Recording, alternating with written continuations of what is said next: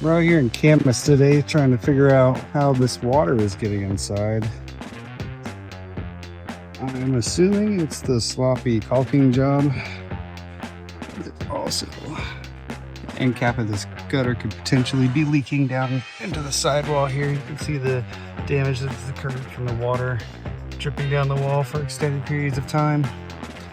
I think I tried to seal up the sealant here, but it wasn't very sealed, as you can tell.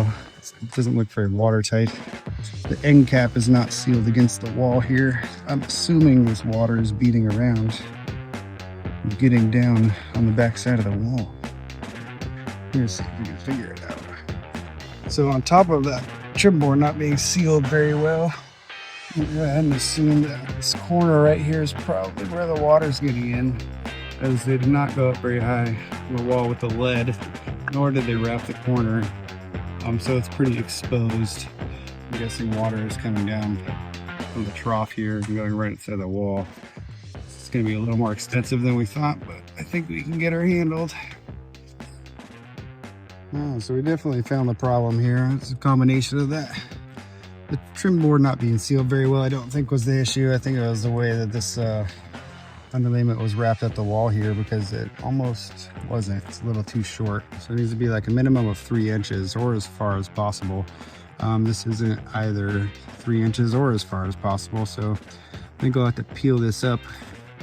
Maybe swap out this diverter flashing that was improperly installed, and then get some new underlayment tucked up under, at least in this little section on the corner here.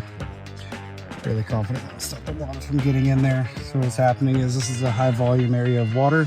Up in this corner, all the water from around the roof there is draining to this single point here, which was not very well done with the underlayment. So extending this ice and water up the wall a little bit more and wrapping that corner better, along with resealing this trim board, I think is going to solve the problem. Won't let any more water down, but just for fences. Okay. Here.